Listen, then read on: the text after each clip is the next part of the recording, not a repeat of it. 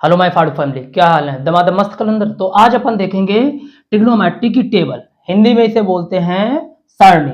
अच्छा, आज तक आपने ये टेबल बहुत रटी होगी, लेकिन आज हम आपसे वादा करते हैं आज के बाद ये आपको कभी रटनी नहीं पड़ेगी।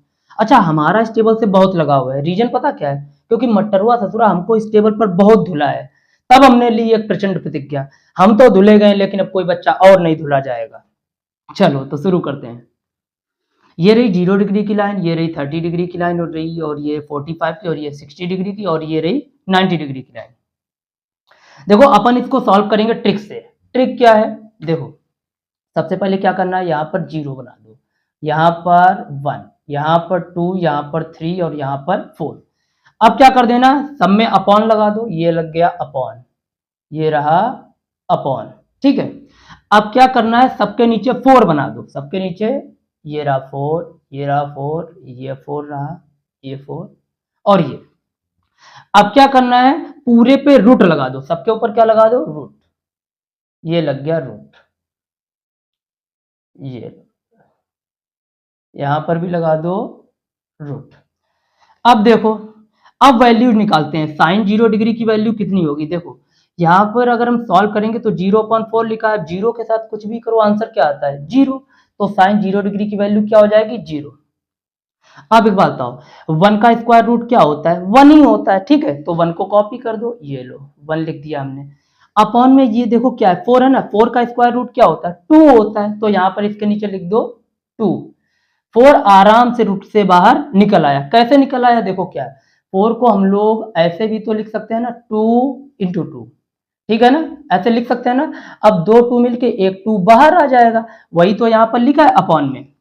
चलो अब इधर देखो, 2 1 जा 2, 2 2 जा 4। ऊपर है 1 और नीचे है 2। अब एक बात, अब 1 का स्क्वायर रूट क्या होता है? हमेशा 1 ही होता है। तो 1 को ऐसे ही लिख लो, ये रहा 1। अपॉन में देखो, अपॉन में 2 है। अब एक बात बताओ, क्या रूट से 2 कभी बाहर आ पाएगा? नहीं आ पाएगा। तो इस पर रूट लगा रहने दो।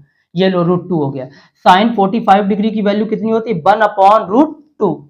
ठीक है, अब आगे आ जाओ। एक बात बताओ, 3 रूट से बाहर आ पाएगा? कभी नहीं आ पाएगा। ठीक है, लेकिन 4 तो रूट से बाहर आ जाता है। कितना आता है? 2।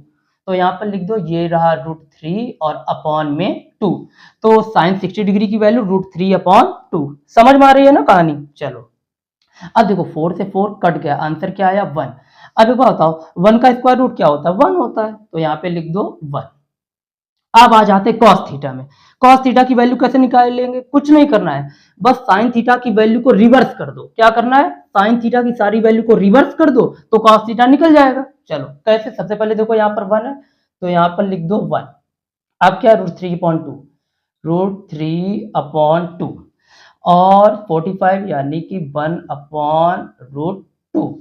अब क्या है? 1/2। अब कौन बचा? 0। तो ये देखो, cos थीटा की वैल्यू निकल गई।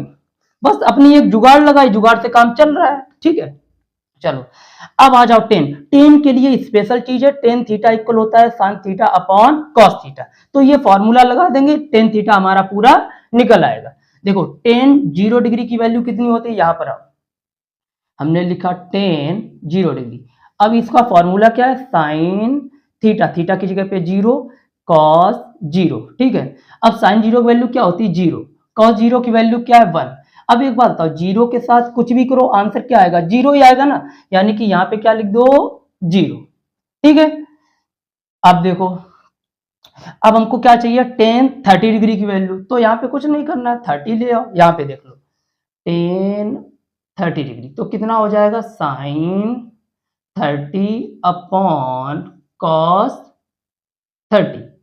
तो इसकी वैल्यू क्या हो जाएगी? साइन 30 की वैल्यू हमने पहले ही निकाल ली, देखो कितनी है? 1/2। तो यहाँ पे लिख दो 1/2 अपॉन cos 30 की वैल्यू ये रही, √3/2। 2 से 2 कैंसिल, आंसर कितना बचा? 1/√3 निकल आई। टेन 30 की वैल्यू 1/√3, 1/√3। इतनी कहानी समझ में आई? अब निकाल लेते हैं 45 की। तो कुछ नहीं करना, यहाँ पर 45 कर लो। ये हो गया 45 और ये भी क्या हो गया? 45 और ये भी क्या हो गया? 45। अब साइन 45 की वैल्यू देखो जरा, साइन 45 कितना है? 1/√2, 1/√2। इसको साफ कर लेते हैं थोड़ा। हाँ 1/√2 अपॉन में 1 ये cos 45 कितना हो जाएगा 1/√2, ये भी हो जाएगा 1/√2, √2 से √2 कैंसिल, आंसर क्या हो गया 1। तो tan 45 की वैल्यू कितनी हो गई 1। बस जुगाड़ से निकालते चले जाओ आराम से। अब देखो इसको इरेज कर लेते हैं।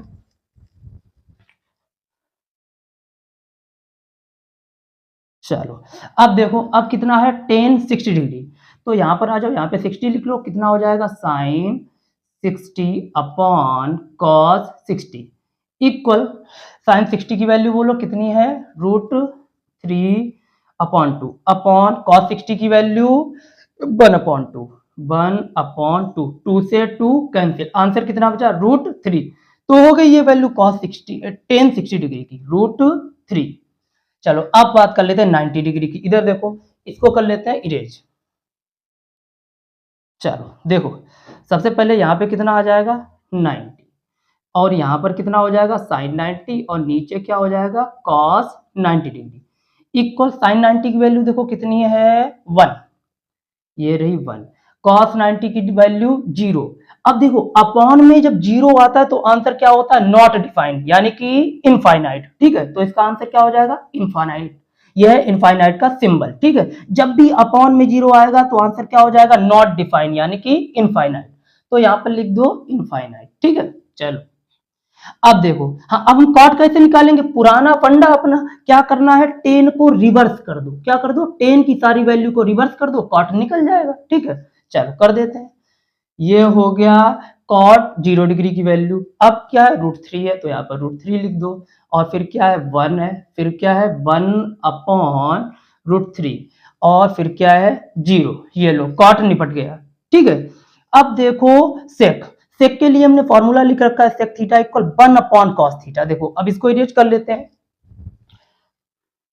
ऐसे हम सिंपली अपना वो सेक भी निकाल लेंगे। देखो क्या करना है सेक के लिए, सेक 0 डिग्री की वैल्यू कितनी होगी, तो देखो सेक थीटा 0 इक्वल क्या हो जाएगा 1/cos थीटा, थीटा की जगह पे क्या है 0, चलो तो क्या हो जाएगा 1/cos 0 की वैल्यू देखो कितनी है, cos 0 की वैल्यू 1, तो ये रहा 1, 1 से 1 यानी कि 1, आंसर क्या हो गया 1, तो सेक 0 डिग्री कितना हो गया 1। एक बार फिर देख लो सेक थीटा इक्वल हमने रखा 1/cos थीटा, cos 0 की वैल्यू कितनी होती है 1 होती, तो 1/1 यानी कि आंसर 1।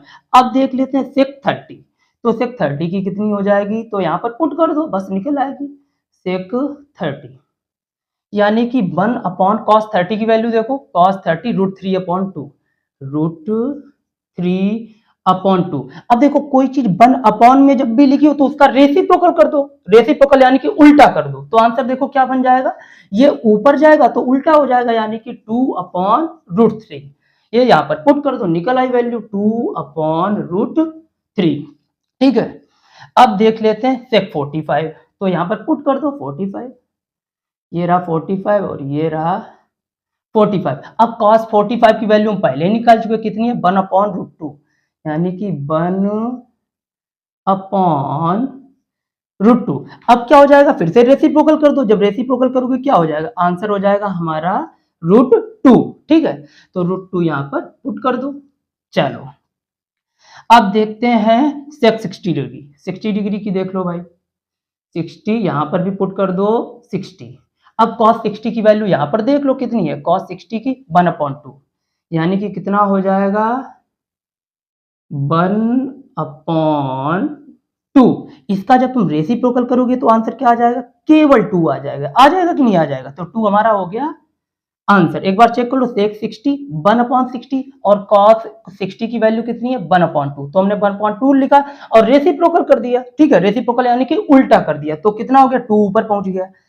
अब देखो सेक 90 डिग्री की देख लो यहाँ पर, तो 90 यहाँ पे पुट कर दो, ये रहा 90 डिग्री और यहाँ पर भी क्या आ जाएगा 90 डिग्री, ठीक है। अब cos 90 की वैल्यू जरा देखो, cos 90 की वैल्यू कितनी है देखो 0 दिख रही है, तो यहाँ पर क्या पुट कर दो 0, अपॉन में आया 0, देखो अपॉन में क्या आया 0, जब भी बन के अपॉन में 0 आता है तो आंसर नॉट डिफाइन यानी कि इनफाइनाइट, तो आंसर क्या हो जाएगा इनफाइनाइट। तो यहाँ पर पुट कर दो, ये रहा इनफाइनाइट। अब कॉसेक थीटा कैसे निकालेंगे, कॉसेक की वैल्यूज कैसे निकालेंगे? अरे सिंपली पुराना फंडा, ये जो हमने सेक निकाला इसको रिवर्स कर दो, बस जैसे ही तुम इसको रिवर्स करोगे पूरा कॉसेक थीटा निकल आएगा। चलो कर देते हैं। ये रहा नॉट डिफाइन, और फिर आया 2, और फिर आया √2, और फिर आया 2/√3, और फिर लास्ट में 1। तो ये रही हमारी टेबल, हो गई कंप्लीट, एकदम रामबाण इलाज, एक ट्रिक लगाओ सारा टेबल खत्म। तो आज के लिए बस इतने रखते हैं, मिलते हैं नेक्स्ट लेक्चर में, तब तक के लिए नमस्कार, जय हिंद।